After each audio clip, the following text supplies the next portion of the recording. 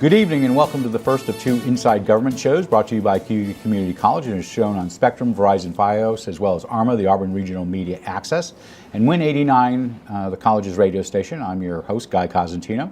We are delighted to have back in the studio the Assembly Minority Leader, Will Barclay, who's come in from time to time to give us Albany updates. He was first elected to the Assembly in 2002 and elected leader of the conference in 2020. He covers parts of northern Cayuga County. He covers Oswego County, which is where our other campus is. And we're going to talk to him about a couple of things. Some things that are in the news, obviously, what is going on with the corrections officers in New York State. But more importantly, why we originally invited him to come on was talk about the state budget, where the Assembly is in that process in the legislature. Welcome back. Thanks for having me on, Guy. Great to be here. Congratulations on re-election. Thank you. A busy couple of months. It is, yeah. You know, we go back to Albany in January, and now we're obviously in March, so this is appropriately the time to talk about the budget, because we're knee-deep in the budget. So let's start with the budget. I want to get to the corrections. I also want to get to the President's speech on Tuesday night because of Micron, which will impact heavily your district above many others in this area. So Governor put together $252 billion, that's with a B, budget. It is up about $19 billion from last year, which was already up $6 billion from the year before. First thoughts, we'll get to the positives and negatives, but first thoughts about the budget itself, and were there things included in there that you liked? Well, there's always things, and when you have a $252 billion proposal, hard to say there isn't stuff you like. My concern... Just kind of curious, sorry to interrupt. Do you remember the first budget? How much was that? $78 billion. So 22 years ago, it was $78 billion. Pretty amazing, isn't it? It is. Just to give you a little more color on it, too, and this isn't with this year, so it's even worse, because what you say, 19, I thought it was $15 billion, but whatever the increase over last year, I thought it was Don't trust my math right now. It's not important. It's a lot of money. In the last 5 years from last year, the budget has grown by $60 billion. That's more than 3/4 other states' total budgets. So we've been on a spending spree, Guy.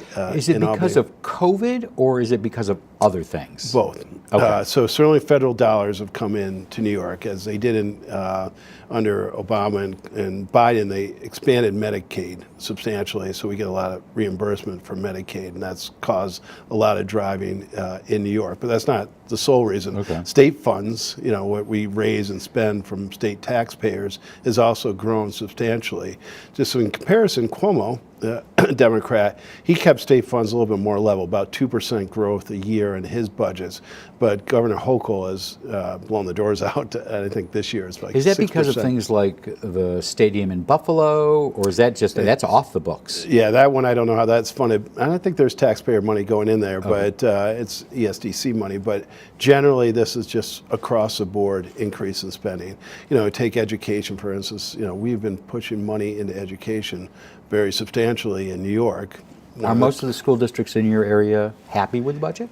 Some are, some aren't. So it's a little bit better than maybe years past, where there's not flat funding. Everybody's guaranteed at least a 2% increase in funding. So I think from that standpoint, they're happy that they're not getting flat funding. 2% is better than nothing. Some are doing much better than that. But ultimately, you know, cost of running a school district's expensive too, and that is increased, so they feel like they're maybe losing out because of inflation and labor costs that has continued to increase. But ultimately, Guy, and I've talked about this on this show many times, it's not that we aren't putting a lot of money into schools. You can't criticize the state for doing that.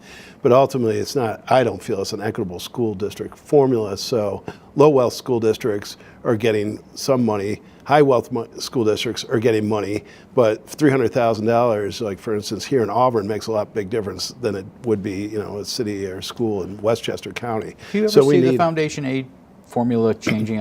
We were talking a little bit about this before. I think they're relying on 2000 census, so we're a quarter of a century later. We're still relying on old numbers. Little changes here and there. I mean, the wealth factor, they do that to figure out how much aid, how poor the district is. They propose some changes there, sort of waiting to see how that plays out in all the school districts. But it's hard politically. It's very difficult. For instance, you know, we get a lot of our tax revenue from Long Island, and they say, well, we're paying all this money into the system. Shouldn't we get money? The old Moynihan balance of payments. Yeah. Are you paying more in or out? Exactly. Yeah. Okay. So I think that is the political hard thing to do. It's going to take really leadership from the governor who represents the whole state. Obviously, every legislator who represents specific areas around the state are going to advocate for the most money they can get for any district in their, in their districts. So the governor is going to have to step up, but that is going to take political capital to get it done. Well, it also would most likely mean you have to just explode the system Well, expense-wise, because nobody's going to want to take a cut. Right, So we're you're already doing that though. That's essentially what we're Right, doing okay. now. I mean, I don't know how much more you can put in that we could be affordable for instance. The legislature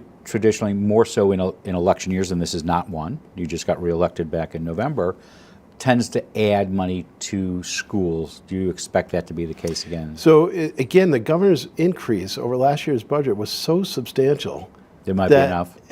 Well, no, I mean, the legislature No, certainly enough. wants to put more. The only thing I can say good, Guy, in this year versus maybe some past years, the revenue has been strong coming in from New York. State dollars have been coming in.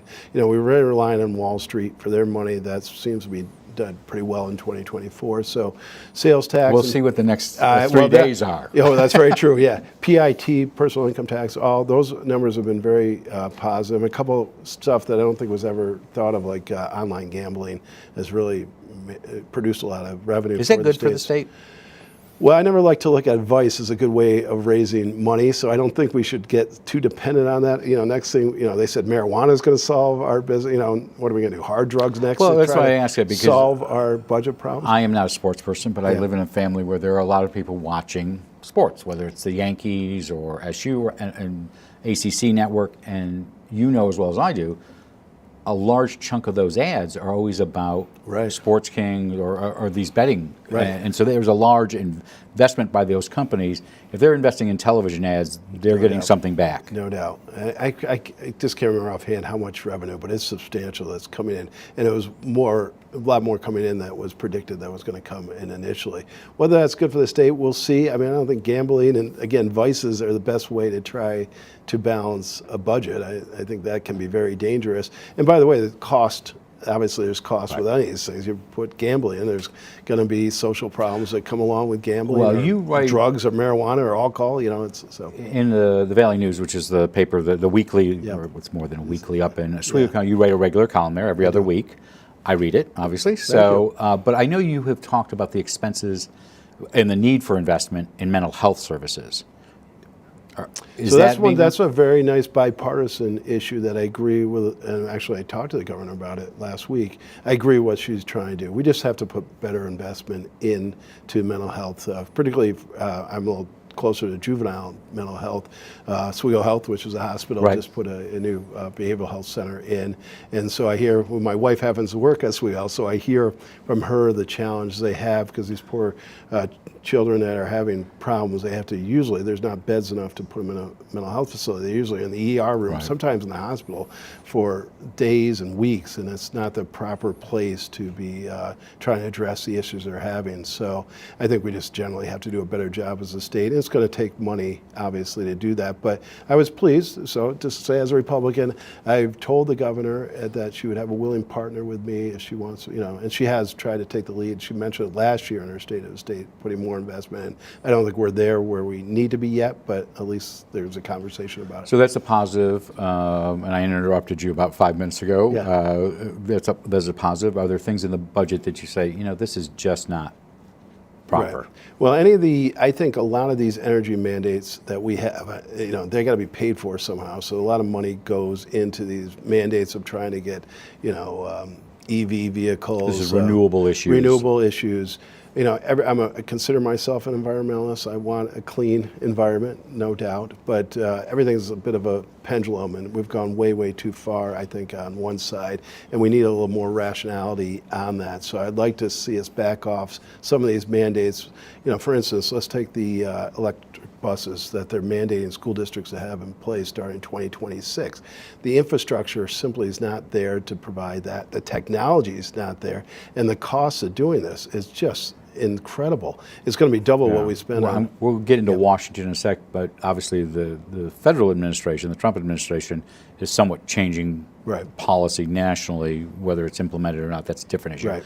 Does it even make it harder to do things like the buses? Well, I don't know how much the state's relying on federal. There are just taking the bus as one discrete issue. There are federal grants coming under Biden administration to try to make these buses. No, I meant in the sense of if you're not investing in the overall arching issue of renewables and you're not at the technology level, what's going to be the incentive for a company just because one state's mandating it? Right. There's 49 others that.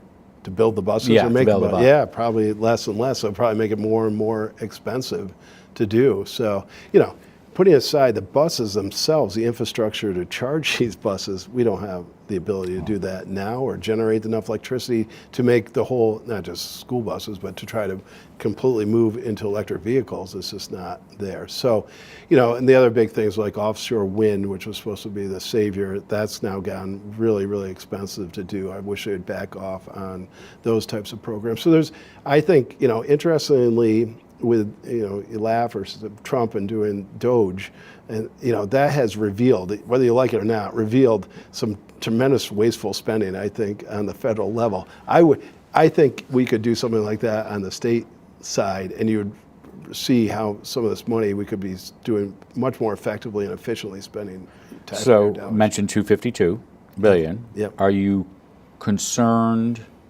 about cuts from the federal government and how that will trickle on, maybe not for this particular budget, but is that a concern with the federal government? So that's, yes, taking it is, a it is a chainsaw or concern. an axe or whatever. With no doubt, Guy, it's definitely a concern. Other than we would have to change our programming, take Medicaid, for instance. We don't know what's going to happen. No one knows what's going to happen. I mean, these things are things that are done by block grants that come into the state. You could say, we're getting rid of the Department of Education, which apparently the president does.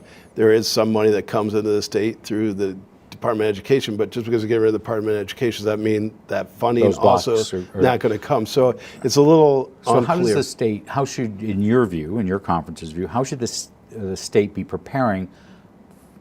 Okay, it's like the spaghetti test. You throw enough spaghetti at the wall, something's going to stick. Right. How should New York, it's a bad analogy, but yeah, what no, should New York I understand do? what you're asking. So at very first, putting aside what the federal government is, we do have to put a bit more fiscal reality back into our budgeting. We can't be increasing the budget as much as we have been over the several years. So I'd like to see a little bit more reality in our spending. I know that's hard to do. You got to make tough choices that way. There are a lot of needs out there, but ultimately we can't continue on what we're doing. So a little fiscal constraint here and there might help us if there are actually budget cuts in the future. The one thing I will say on the other side of the ledger, and there is my friends on the other side of the aisle push for increased taxes. We've done enough taxes in New York. We have enough taxes, so I think that ought to be, particularly this year when revenue is pretty strong, I don't see a need to really be increasing taxes. So some timing issues. We're about 25 days from what is the official deadline. I know during the Cuomo years that was it. Yeah. Do you think you'll make April 1st? And is April 1st important to you and your conference? Well, if you don't do April 1st, it does reflect some dysfunction doing it. So sometimes it's a little bit more political and rhetoric than versus what the actual reality causes by being late on the ground. So I do think, though, particularly when you have one party controlling Albany, it seems sort of crazy. And when they're spending like drunken sailors, it seems like this is something you should be able to get done on time. I'd like to see it done. That's what we're mandated by the Constitution to have a budget passed by that time. I don't see why we can't get it done. Do you think you will?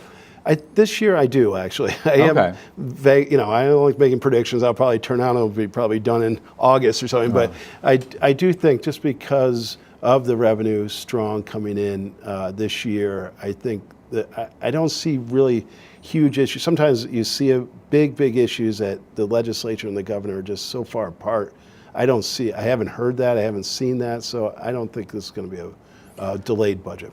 We're going to talk about corrections in a second, but it seems like that seems to be the focus of everyone, not the budget. Yeah. They can only juggle so many things in their mind, and that the budget doesn't.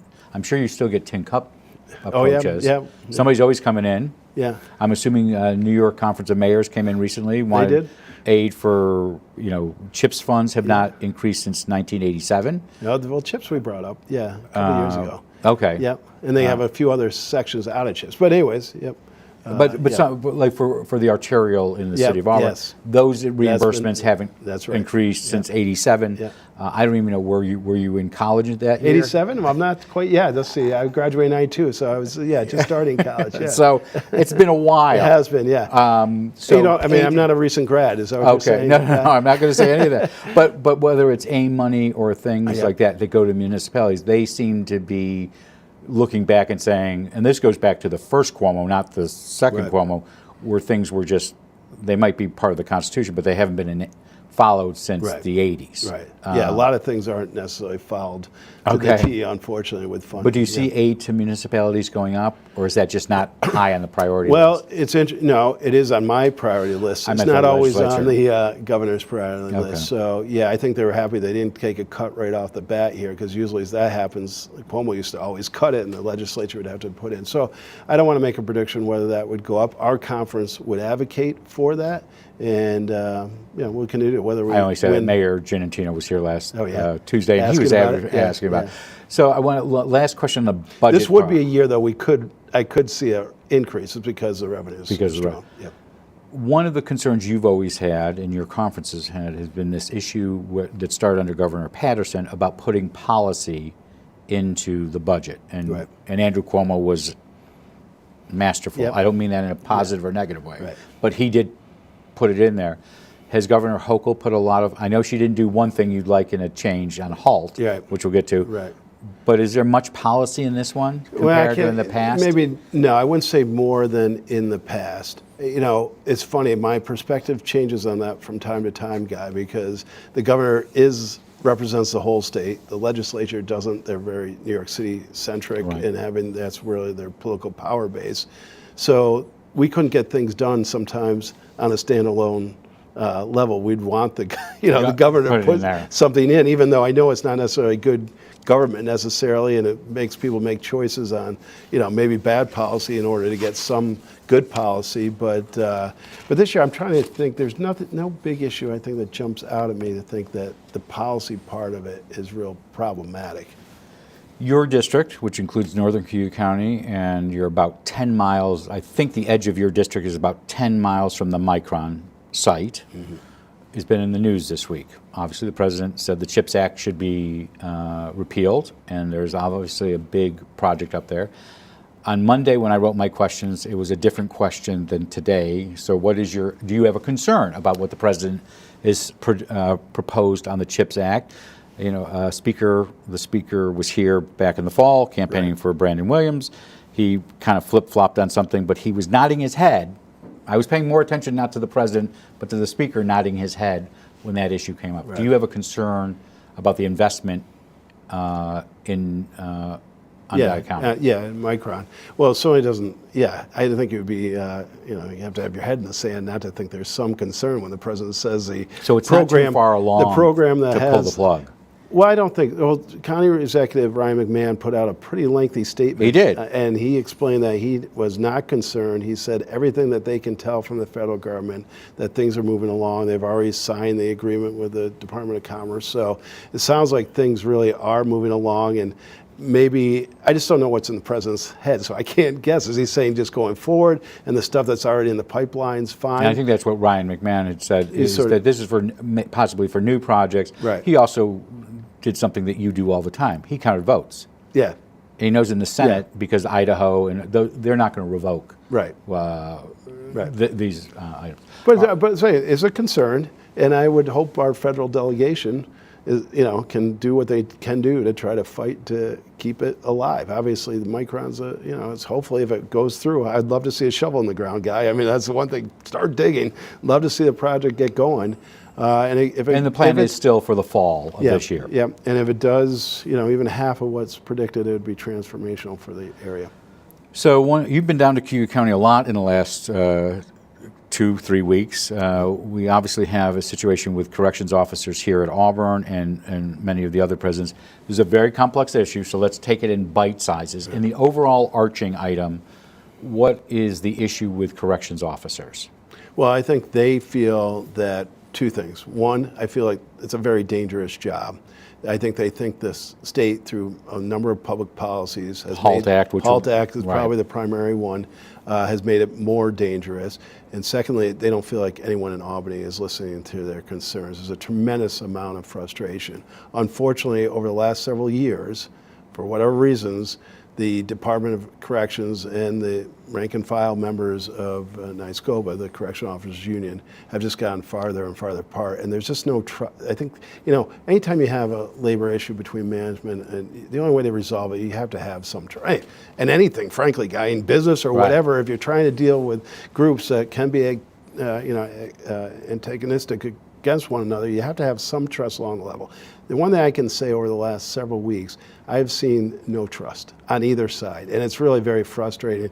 I've tried in my little world to sort of be in the middle. So you met with the strikers about 2 weeks ago? Yep. Okay. I'm in constant communication with them. I've met with NYSCOBA, their union. I met with some that are a little bit outside, and I met with the administration. So I've met with everybody I can. So it does sound like the strikers and NYSCOBA are not on the same page. Am I? This is interpretation, and I'm going to go back to NYSCOBA, I only know what I read in the newspaper. They admit as much. Okay. They understand that they have a real problem with the rank and file trusting them. So on the weekend, and we'll get into the specifics of what is contained in that. Over the weekend, the governor announced she had a deal. Clearly, the news media is saying there's no deal. So as we tape here at 2:30 on Thursday the 6th, is there a deal? Well, so it's a question who you're asking. So they had a mediator come in. They mediated between DOCS and NYSCOBA. They did reach an agreement with that. Since this is a wildcat strike, the union is not sanctioning the strike. This is sort of a ground-up walkout by correction officers, not sanctioned by the union.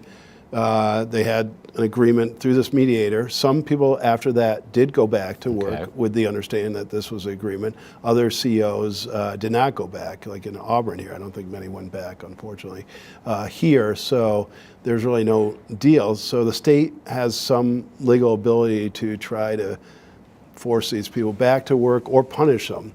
And it does sound like they are punishing them this week. Yeah, should they be? So, I don't think so. I don't think that helps. I do think these COs do want to go back to work. Okay. And I just think the trust and the problems of public policy that have been put in place, they just don't feel like this is their only option. Obviously, they felt it was their only option. Right. Otherwise, they would have negotiated through the union. So things got so bad that they felt like they had to walk off the job. Do you have any idea how much this is costing the state right now? $105 million a month, I think, is what. So I am stunned by some things I've been reading. So one is we don't have contraband screening in our prisons right now. Yeah. There's a number, Okay. number So of tell issues. me, I guess, so that's mail 25th letter of the alphabet. Yeah. Why? I think a whole host. For instance, let's take body scanners.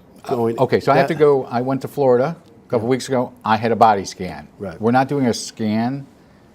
So doesn't that seem? And so the question was, I think at one point was, all right, we will require body scanners, but we don't want to require them for the COs. And then when the COs didn't have to go through it, some people thought, you know what, if the COs don't have to go through it, then visitors and inmates who are being transferred to the facility also don't have to go through it. So it's those kind of, anyone in the public would say, well, that's crazy. Why wouldn't you have them go through it? But that is, I think, illustrative of the whole problem here of like, there's some policy issues that are getting away with just some sort of common sense, a lot of misunderstanding, a lot of distrust. So what, and I'm looking at this as somebody who's employed people, I look at this as a cascading overtime issue now. You already had problems with overtime to start with. You were having these mandatory shifts. 24 hours, up to 24 hours. How are we going to recruit people for these jobs? Well, that's a great question because this situation certainly exacerbated the problem with recruitment. So, I mean, certainly pay does help with that, and I think they ought to be. But it's not the sole thing. I was surprised they're not also 20-year retirees like fire and police for the most part. Right. You mean cutting down from 25 to 20 right. years? So yeah, I mean, I think all that has to be considered to get people willing to get into the job. I mean, but I also think, again, in any kind of labor negotiation or business thing, you've got to have trust, and they've lost that trust. They've lost it. And even the union leadership has problems with their rank and file members because they don't feel like they're being heard. And I think that's what's right key of how to get this thing solved is there's got to be some level. So I know you want to talk about HALT separately. I do, because we can most of the public HALT. doesn't understand it. But that's a legislative policy that was put in place, ill-advised in my And you did not support it? Oh, absolutely not. Okay. Essentially what HALT is, they call it solitary confinement. It's not solitary confinement, it's a special housing unit. Right. To segregate a bad actor or someone who's causing problems in a prison, you have to put them in a segregated housing unit, keeps them away from the general population. HALT limited how much you could do that. If you go into HALT, you still need to have, 4 or 5 hours still outside. There's all these rules, which by the way, increase the amount of necessary staff time to handle these things. So that caused, whether you agree with HALT or not, it caused a huge staffing problem because HALT versus one, I heard a nice GOBA guy telling me the other day, one person can generally in a medium security handle about 30 or 40 prisoners. With a HALT, if someone's put in under the HALT Act, it takes 4 staff people to handle the one person now to put them in a shoe, but they got to take them out, eventually. So you asked the governor to put in her budget message, her 30-day amendments changing. She did not. Right. The Senate GOP has said she should just arbitrarily halt. Use her emergency powers, yeah. Is she doing that? She's not. Well, she is and she isn't. So she's done it for a limited amount of time.